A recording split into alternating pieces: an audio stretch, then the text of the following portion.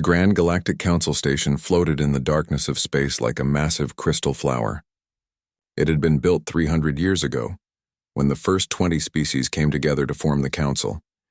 Now more than 200 different alien races use this place for meetings, trade deals, and peace talks. The station was enormous. It had to be. Some species needed water to breathe. Others needed methane gas. Some liked it hot, others cold. The station had special zones for everyone. Ambassador Doyen walked through the main corridor with his team. He was a tall man with gray hair at his temples and calm eyes that missed nothing. This was his third year representing humanity at the Council, but today was special. Today, humans would negotiate their first major treaty. It was about mining rights in the Outer Spiral, a region rich with rare metals that everyone wanted. Behind Doyen walked 3 security guards. Nari was the shortest of the 3, but she moved like water, smooth and aware. Her dark hair was pulled back tight and her eyes constantly scanned their surroundings. Beside her, Taeyang stood tall and solid, his face serious, his posture perfect. Sunho walked on the other side, relaxed but alert, his hands loose at his sides. They passed a group of Krethian delegates in the corridor. The Krethians looked like giant insects with forearms and hard shells that shined under the lights. Their guards surrounded them, each carrying plasma rifles that glowed blue. The weapons were huge, designed for their four-armed grip. The Krethian ambassador stopped walking and stared at the humans. Doyen nodded politely. The Krethian did not nod back. Instead, its compound eyes focused on Nari, Taeyang, and Sunho. The alien's antennae twitched rapidly, a sign of confusion in Krethian body language. "Your guards," the Krethian said through its translator device. "They carry no weapons," Doyen smiled. "That is correct. No plasma rifles. No shock batons? No energy shields?" "No," Doyen said simply. The Krethian's antennae twitched faster. "This is unusual. Are they not here to protect you?" "They are," Doyen confirmed. The Krethian looked at its own guards, then back at the humans. "I do not understand." It walked away, still confused. This happened again when they entered the main council chamber. The room was massive, shaped like a bowl with seats rising in circles. Each species had their own section, designed for their specific needs. The Velkari, who looked like living crystals, sat in the cold section where frost covered their seats. The Torthan, huge bear-like creatures covered in red fur, occupied the warm zone. As Doyen took his seat, other ambassadors noticed his guards. They whispered to each other. They pointed. The Velkari ambassador, whose body glowed with soft purple light, spoke to the Torthan delegate beside him. Even without hearing them, Doyen knew what they were saying. "Where are the human weapons?" A Merexian delegate, a creature that looked like a floating jellyfish with tentacles, drifted over to Doyen before the meeting started. "Ambassador," it said in a voice that sounded like wind chimes, "we are concerned. Your security detail carries no visible weapons. If this is a statement about the Council's safety protocols, we assure you that threats do exist. We have provided weapons lockers for all delegations." Doyen stood and bowed slightly, a human gesture of respect. "Thank you for your concern. We are aware of the security measures. My team is adequately prepared for any situation." "But they have no weapons," the Merexian insisted. "They have everything they need," Doyen said. The Merexian's tentacles curled in a way that showed it was not satisfied with this answer, but it floated away without pressing further. Junho, the chief of human security, stood against the wall near Doyen's seat. He was older than the other guards, maybe 45, with scars on his knuckles that he never tried to hide. He had heard the whispers, seen the stares. None of it bothered him. A station security officer approached him. She was a Planari, a species that looked almost human except for her blue skin and 3 eyes. "Sir," she said quietly, "I have been instructed to offer you and your team ceremonial shock batons. They are standard for all security personnel in the chamber. No charge, just protocol." Junho smiled at her. It was a kind smile. "Thank you, officer. We respectfully decline. Are you certain? If there is an incident," Junho said calmly, "we will handle it." The Planari officer looked at Nari, who stood nearby. Nari was small compared to most aliens in the room. She was barely 5.5 feet tall. She wore a simple black uniform with no armor, no helmet, no gear except for a small communication device in her ear. The officer looked confused but nodded and walked away. The meeting began. Doyen presented humanity's proposal for the mining rights. The Krethians countered with their own proposal. The Velkari wanted a third option. This was normal. This was diplomacy. Hours passed with talking, negotiating, translating. During a break, the ambassadors gathered in small groups. Doyen noticed several of them looking at his guards. The Torthan ambassador, a massive creature named Grelnor with claws as long as daggers, approached him. "Doyen," Grelnor said in his deep, rumbling voice, "I must ask. It is considered disrespectful in some cultures to arrive at important negotiations without a show of strength. Are humans aware of this?" Doyen poured himself water from a glass. "We are aware, then why?" Grelnor looked at Taeyang, who stood motionless nearby. "Your guard there. He is what, maybe 200 pounds? I am 800 pounds of muscle and natural weapons." Grelnor extended his claws. "My guards carry weapons because it shows I take this meeting seriously. It shows I am prepared." "What do your guards show?" Doyen took a sip of water. "They show that we trust the Council's security. They show that we come in peace. They show that we do not need weapons to feel safe among friends." Grelnor's ears flattened against his head. "But what if we are not all friends?" "Then my guards will still keep me safe," Doyen said. Grelnor laughed, a sound like thunder. "With what? Their bare hands?" "If necessary," Doyen said, and his voice was not joking anymore. It was simple and clear, like stating a fact. Grelnor stopped laughing. He looked at Doyen's face, then at Junho, who was watching them. Something in the human's eyes made Grelnor uncomfortable, though he could not say why. The Torthan ambassador made a gesture of respect and walked away. As the first day ended, the humans left the chamber. In the corridors, aliens stepped aside to let them pass. Some looked curious.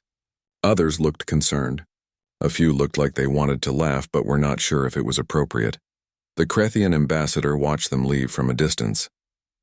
"They are either the bravest species in the galaxy," it said to its aide, "or the most foolish. Which do you think they are?" The aide asked. The Krethian's antennae went still. "I do not know yet, but we will find out." None of them knew that the answer would come sooner than expected, and in a way that would change everything they thought they knew about humans. The third day of negotiations started like the others. Ambassador Doyen sat in his seat, reading over documents on his tablet. The council chamber was full. Every species had sent their representatives. This was an important day because they would vote on the final proposal for the mining rights. Nari stood at her usual position, 10 feet from Doyen's seat. She had learned to stand still for hours without getting tired. It was part of her training. Her eyes moved slowly across the room, watching doors, watching faces, watching hands. Taeyang was on the opposite side, doing the same. Sunho stood near the entrance, closest to the main door. The room buzzed with conversation in hundreds of languages. Translator devices turned the noise into words everyone could understand. The Krethian ambassador was arguing with the Velkari about percentages. The Torthan delegation was eating something that looked like raw meat. Everything was normal. Then the main door exploded. The blast was not huge, but it was enough. The door's locking mechanism shattered and 8 figures rushed into the chamber. They were Rexians, a mammalian species that looked like a cross between a bear and a rhinoceros. Each one stood 9 feet tall. Their bodies were covered in thick natural armor plates that evolution had given them. But that was not all. These Rexians had cybernetic enhancements, metal-covered parts of their arms and legs.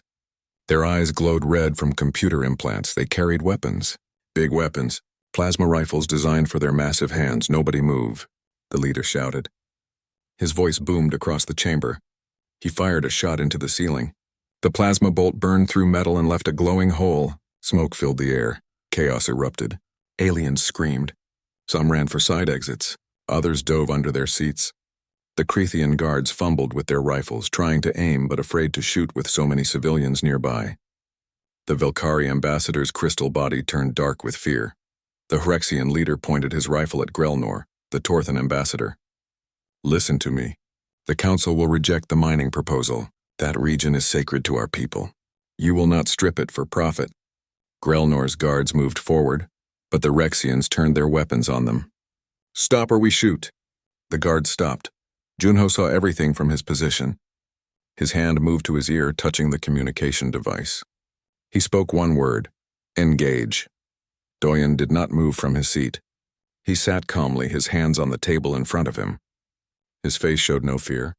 This surprised the aliens near him. Why was the human not afraid? Nari was already moving. The Hyrexian closest to her was focused on the crowd, watching for threats from the alien guards. He did not see Nari as a threat. She was small, unarmed, and looked fragile. He realized his mistake too late. Nari crossed 15 meters in less than 3 seconds. Her speed was shocking. She moved low and fast like a predator. The Hyrexian started to turn, but his massive body was slow compared to her. Nari's first strike hit his elbow joint, the weak point where flesh met cybernetics. The impact was precise. Something cracked. The Hyrexian's arm went limp, and his rifle clattered to the floor. Her second strike hit his knee, and the huge creature stumbled. Before he could roar in pain, Nari was already past him, moving to the next target. Taeyang engaged at the same moment. His target was one of the larger Hyrexians, the one with the most cybernetic enhancements. The alien tried to swing his rifle at Taeyang, but the human moved inside the swing. That was the trick. Most species tried to back away from big opponents. Humans moved toward them. Taeyang grabbed the rifle with both hands and twisted. He used the weapon as a lever, the physics simple and brutal. The Hyrexian's artificial shoulder joint could not handle the torque. Something inside it snapped. Sparks flew from the cybernetics. The alien roared and tried to grab Taeyang with his other hand, but Taeyang was no longer there. He had dropped low and swept the Hyrexian's legs. 9 feet tall did not matter if you could not keep your balance. The huge body crashed to the ground like a falling tree. Taeyang put his knee on the alien's neck, applying pressure to the right spot. The Hyrexian's eyes rolled back. In 4 seconds, he was unconscious. Sunho had the hardest job. 3 Hyrexians were near him, and they had seen what happened to their companions. They were ready now. They knew the humans were dangerous. The first one fired his rifle. Sunho was not where the shot went. He had read the alien's body language, saw the finger tighten on the trigger, and moved before the shot came. The plasma bolt hit the wall behind where he had been standing. Sunho closed the distance. The Hyrexian tried to use his rifle as a club, swinging it at the human's head. Sunho ducked under it, stepped to the side, and struck the alien's throat. Not hard enough to kill, but hard enough to close the windpipe. The Hyrexian dropped his weapon and grabbed at his throat, gasping for air. The second Hyrexian tried to grab Sunho from behind. Big mistake. Sunho let him. The moment the huge arms wrapped around him, Sunho dropped his weight and twisted. He had trained for this exact situation hundreds of times. When someone bigger grabs you, you use their strength against them. Sunho's elbow drove into the Hyrexian's ribs, the point of impact perfectly placed. The alien's grip loosened. Sunho spun, grabbed the alien's arm, and applied a joint lock that worked on any species with similar limb structure. The Hyrexian's own weight and momentum became the weapon. He flipped over and hit the ground hard. The third Hyrexian near Sunho was smart. He backed away and kept his rifle pointed. "Don't move," he shouted. Sunho looked at him. "You should put the weapon down. I will shoot you." "No," Sunho said calmly. "You will not." The Hyrexian's finger moved to the trigger. Sunho threw something. It was a piece of debris from the broken door, a chunk of metal no bigger than a fist. He threw it with the speed and accuracy that only humans could manage. The metal hit the rifle's barrel just as the Hyrexian fired. The shot went wild, hitting the ceiling. Before the Hyrexian could aim again, Sunho was on him. One strike to the wrist made the alien drop the rifle. A sweep of the leg sent him falling. A careful application of pressure to the nerve cluster in the neck, and the Hyrexian went to sleep. The remaining Hyrexians saw what was happening. Their leader, the one who had threatened Grelnor, turned his weapon toward Doyen. "Stop! Stop or I shoot the human!" Hunyo was standing next to the leader. The Hyrexian had not noticed him move. Nobody had. One moment Junho was across the room. The next he was right there. "That would be a mistake," Junho said quietly. The Hyrexian spun, trying to aim at this new threat. Junho's hand shot out and grabbed the rifle, pushing the barrel toward the ceiling. His other hand struck the Hyrexian's wrist with the edge of his palm. The bone broke. The rifle fell. The Hyrexian howled and swung his massive fist at Junho's head. Junho did not block it. He redirected it. He used the Hyrexian's own momentum, stepped to the side, and let the punch go past him. The alien stumbled forward off balance. Hunyo grabbed the back of the Hyrexian's head and pulled it down while bringing his knee up. The impact was controlled.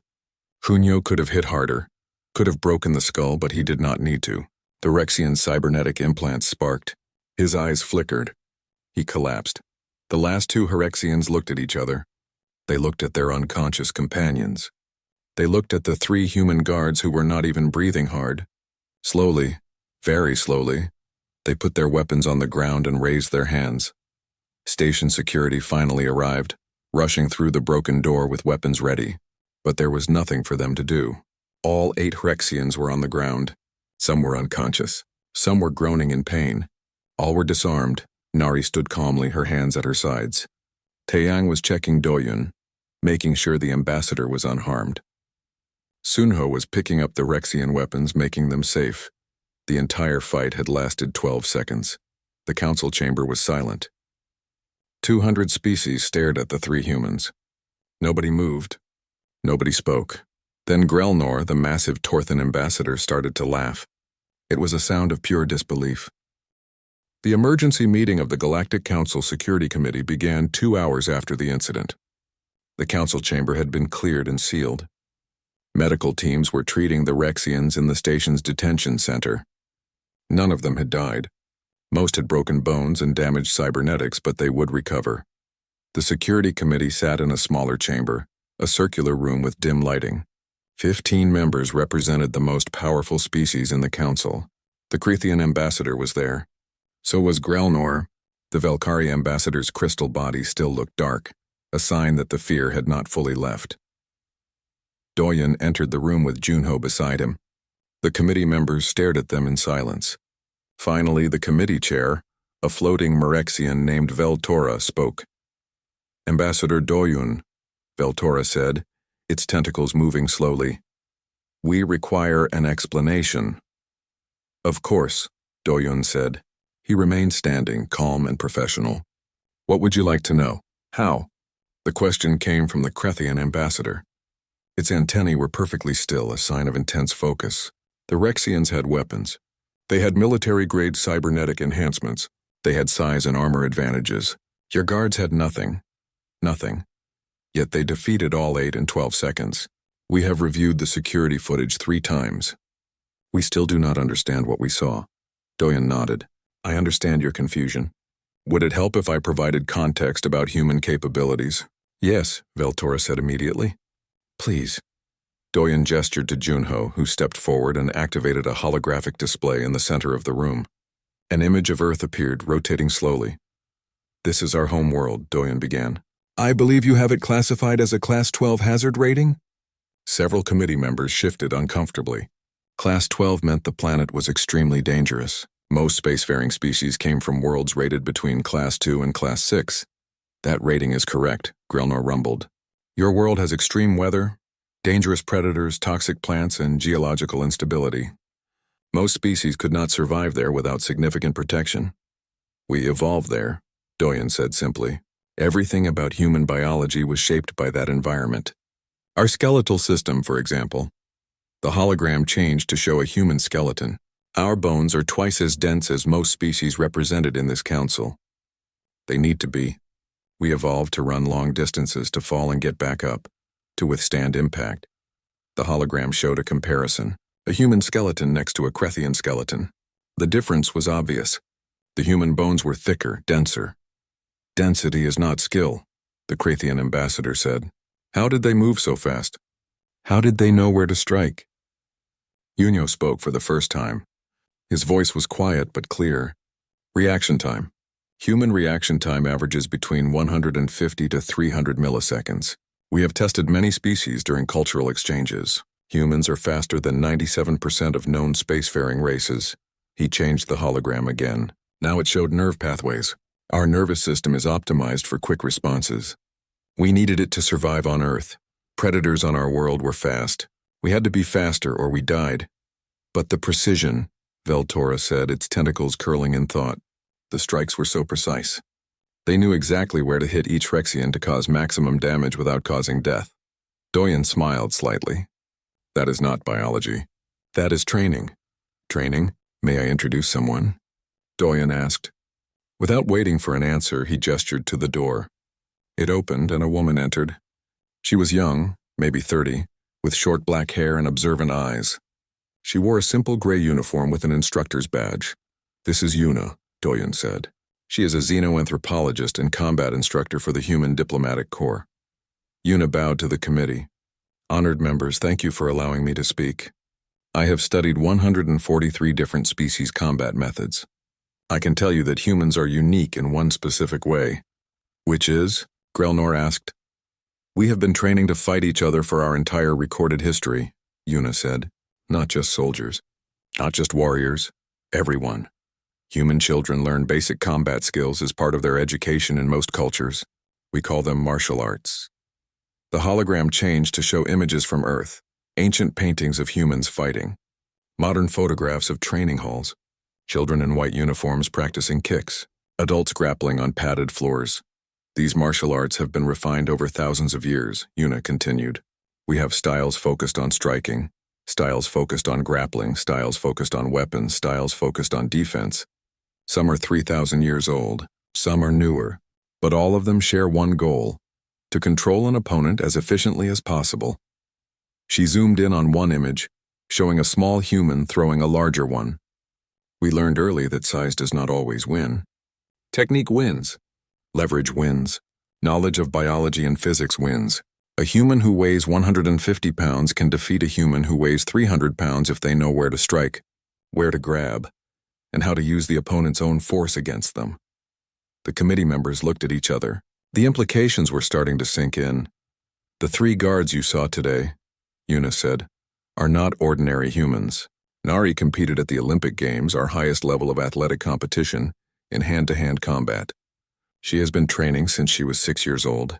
That is 20 years of daily practice. Taeyang holds black belts in 3 different martial arts. A black belt means mastery. It takes most humans 10 to 15 years to earn one. He has 3. Sunho trained with our military special forces for 12 years. He has fought in actual combat situations 16 times. So they are exceptional even among humans? Veltora asked. Yes, Yuna confirmed. But they are not unique. We have millions of humans with similar training.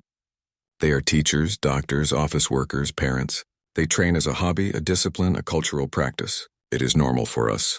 Grelnor leaned forward. Let me understand this. You are saying that any random human on your world might have combat training equivalent to our elite soldiers? Not any random human, Yuna corrected. But many. Perhaps 1 in 10 humans has significant martial arts training. 1 in 50 has mastery-level skills. The room fell silent. The committee members were doing the math. Humans numbered in the billions. The Crethean ambassador spoke slowly. When you said your guards carry no weapons, you meant that they do not need weapons? Correct, Doyen said. In fact, we prefer they do not carry weapons. Why? Grelnor asked. If they are so capable, why limit them? Honyo answered this time. Because we do not want to kill anyone by accident. The bluntness of the statement shocked the room. Explain, Veltora demanded. Junho gestured to the hologram, which now showed a human hand. Look at this. We have opposable thumbs, precise motor control, and incredible grip strength. We evolved to make and use tools, but our hands are also weapons. Every finger can strike pressure points. The edge of the palm can break bones. The fist can deliver impacts with over 600 pounds of force. He clenched his own fist and held it up. If I punch most species in this room with full force, I will likely kill them. Your biology is not designed to take that kind of impact. You did not evolve on a world where you needed that kind of durability. So you do not carry weapons because we are fragile? The Crethean's antennae twitched rapidly. Not fragile, Doyen corrected gently. Different. Your species evolved on a different world with different challenges. You are strong in ways we are not. But in close combat, yes, humans have advantages that could be deadly if we are not careful. Yuna stepped forward. Every human guard in the diplomatic corps goes through a special training program. They learn something we call the restraint doctrine. Before they can use any physical technique, they must assess 17 different non-lethal response options. They are trained to control, not to destroy, to protect, not to kill.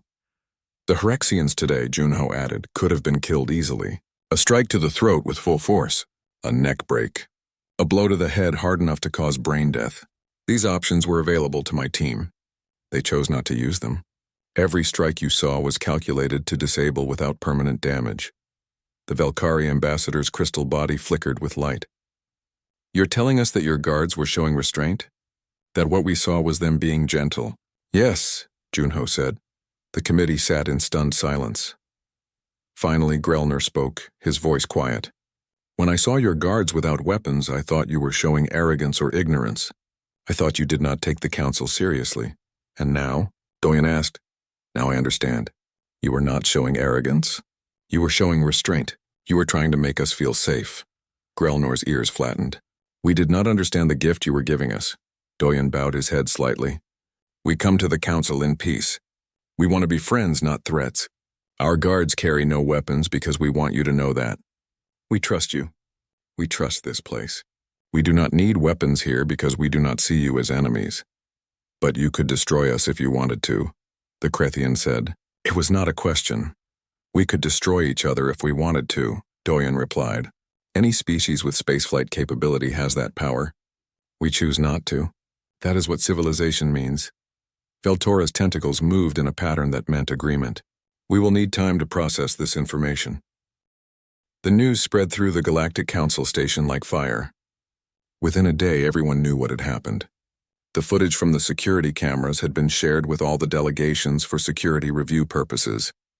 Aliens from hundreds of species watched the recording, seeing the humans move with speed and precision that seemed impossible.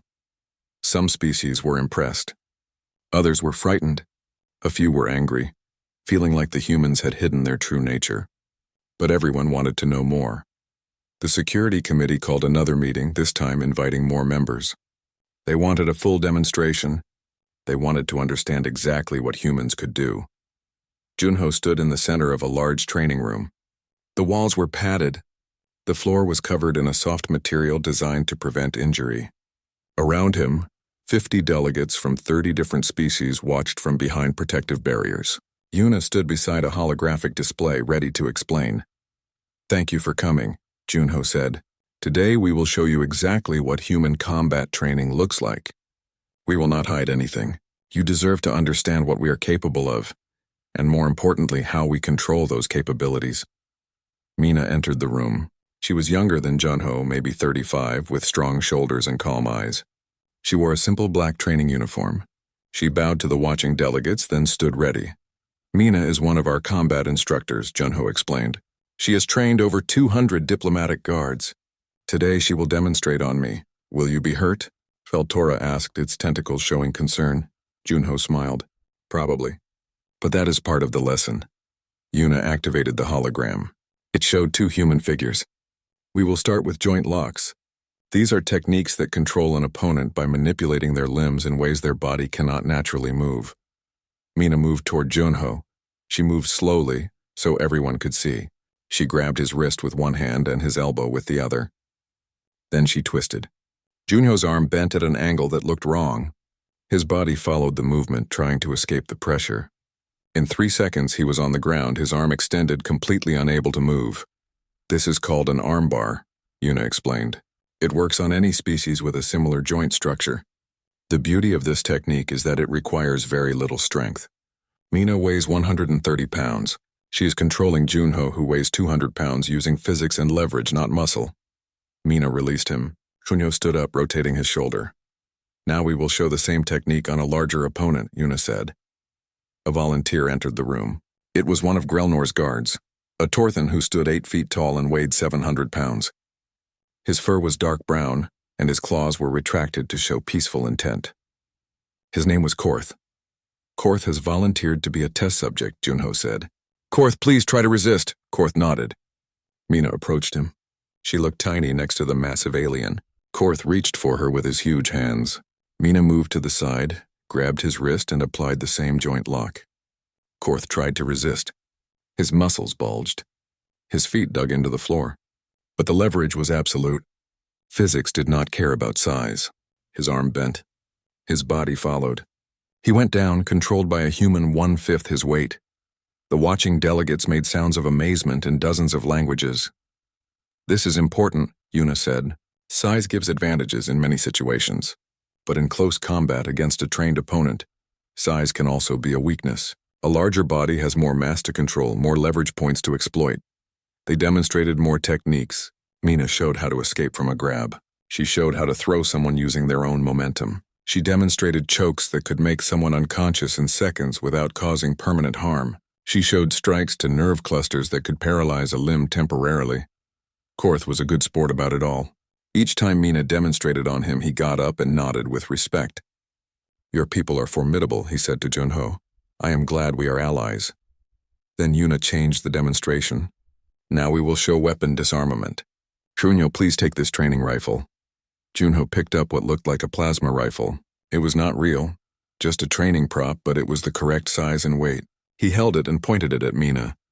"The goal here is to take the weapon without getting shot," Yuna explained. "This requires reading body language, understanding trigger mechanics, and moving faster than the opponent can react."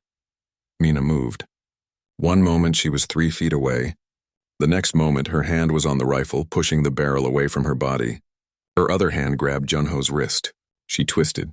The rifle fell from his hands. She caught it and pointed it at him. The entire sequence took less than 2 seconds. "We practiced this thousands of times," Yuna said, "until the movement becomes instinct, until we do not need to think. The body remembers." They showed disarmament from different angles, from the front, from the side, from behind. They showed what to do if someone grabbed you, what to do if someone was bigger, faster, or had multiple weapons. Finally, Yuna called for a break. The delegates were quiet, processing everything they had seen. The Crethean ambassador approached Junho.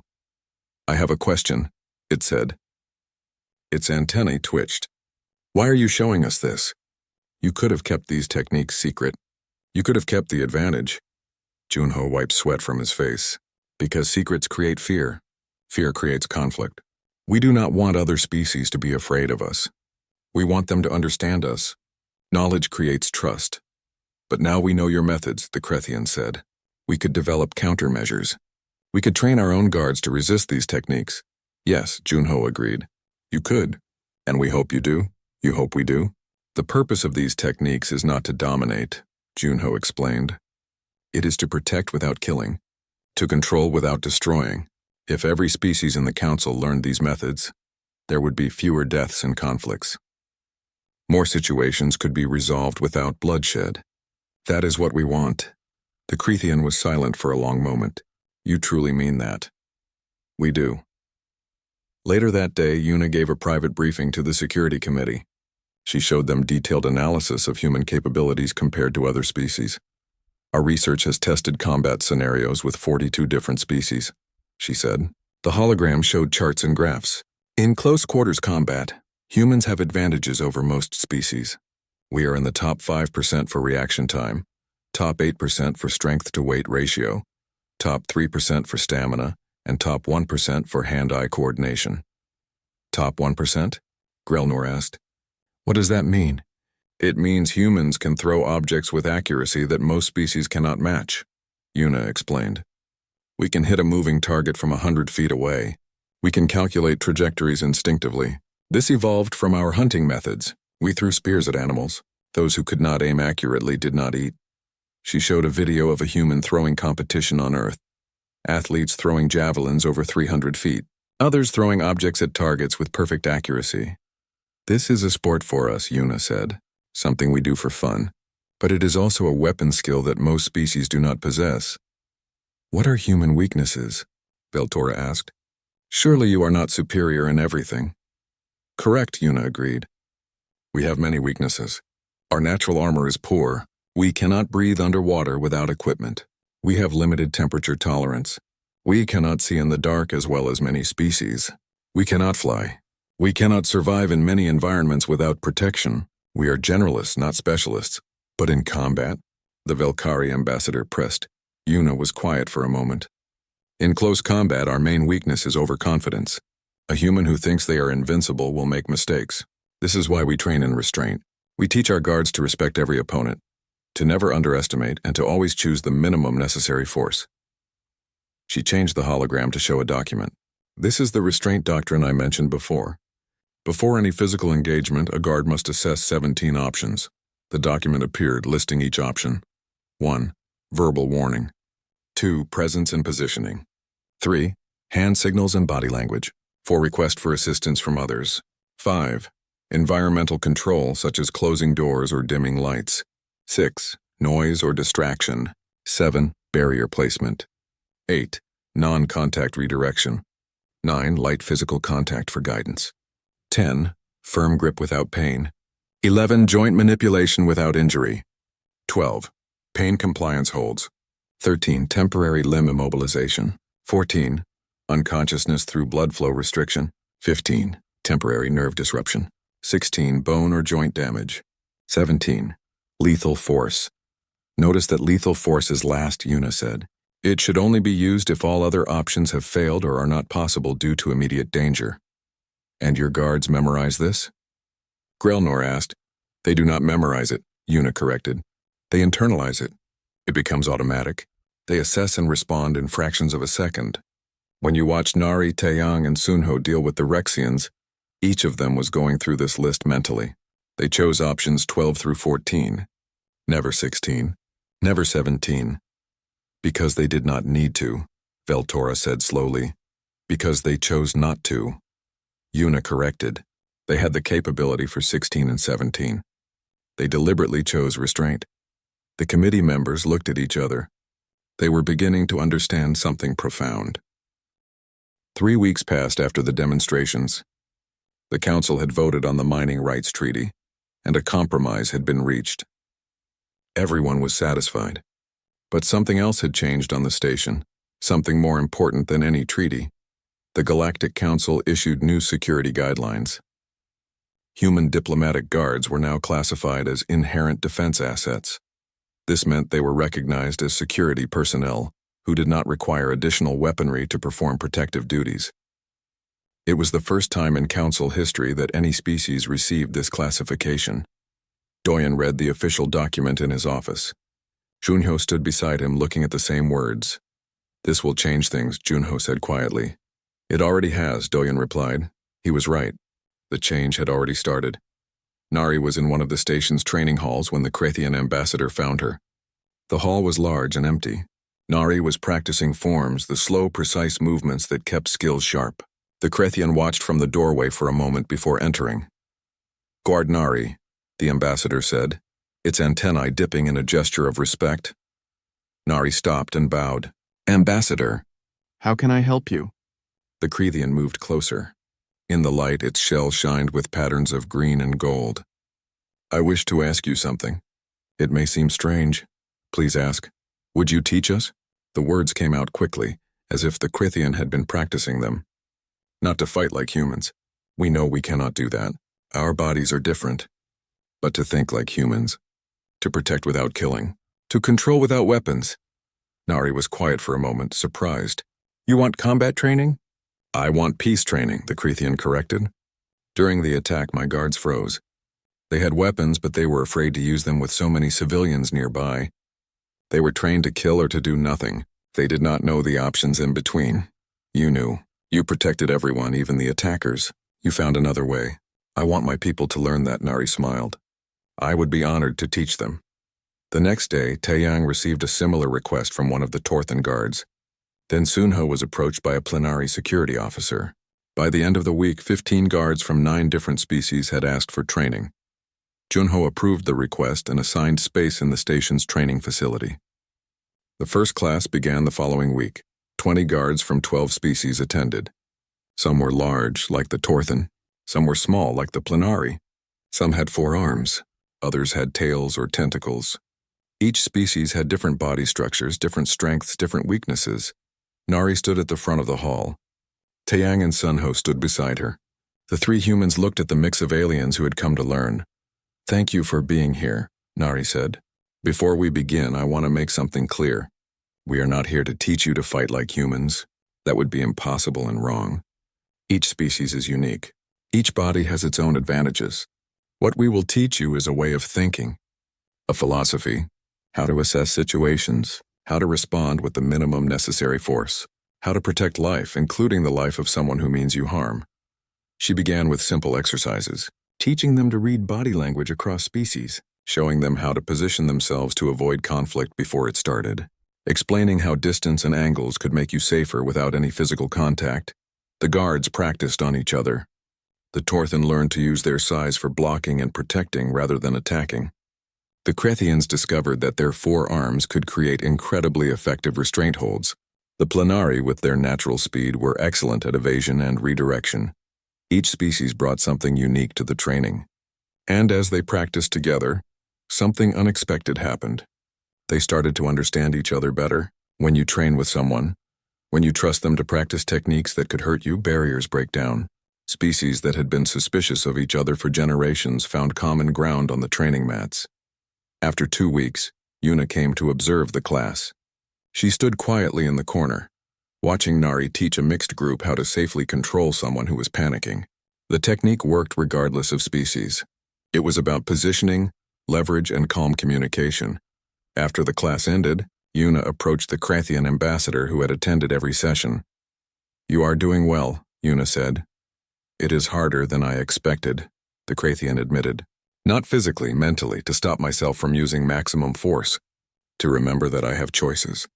My whole life I was taught that combat has only 2 outcomes, victory or defeat. You have shown us a third option, which is resolution," the Krathian said. "To end the conflict with everyone still alive and capable of learning from it." Yuna smiled. "You understand perfectly." By the 4th week, the training program had expanded. 30 guards attended regularly. Some species sent observers to study the methods. The council began discussing making this type of training mandatory for all security personnel. One evening, Junho found Doyun in the observation lounge, looking out at the stars. The ambassador held a glass of water and seemed deep in thought. "Something on your mind?" Junho asked. Doyun nodded toward the window. "When we first arrived at this station, the other species did not know what to make of us. We were new, unknown, strange. They saw us as either weak or arrogant because we carried no weapons. And now they see us differently," Doyun said. "They see us as teachers, as partners. We did not change who we are. We just helped them understand us. Is that enough?" Junho asked. Doyun turned to look at him. "What do you mean?" "We showed them that humans can be dangerous, that we choose restraint. But what happens when other humans come to the council? Ones who do not choose restraint? Ones who do not follow the doctrine?" It was a serious question. Doyun was quiet for a moment. "Then we will deal with that when it happens. We cannot control every human in the galaxy, but we can set an example. We can show what we believe is right, and we can hope that others will follow that example." "Hope is not a strategy," Junho said. "No," Doyun agreed. "But it is a beginning." The mining treaty was formally signed in a ceremony 2 days later. All the major species attended. Twin signed for humanity. As he walked away from the signing table, the Krathian ambassador approached him. "Ambassador Doyun," it said, "I wanted you to know something." "Yes?" "Next month, our delegation will return home for reassignment. When we return, our guards will be unarmed." Doyun looked at the Krathian with surprise. "You do not have to do that." "I know," the Krathian said. "But we want to. You showed us that carrying no weapons is not a sign of weakness. It is a sign of trust. It is a sign of civilization. We want to show the council that we have learned this lesson." 3 other ambassadors made similar statements over the next week. The Torthan, the Planari, even the cautious Velkari began to reduce the visible weaponry their guards carried. It was not a fast change. It was not universal. Many species still preferred their traditional methods, but the idea was spreading. The concept that true security came not from weapons but from skill, training, and the wisdom to use force only when necessary.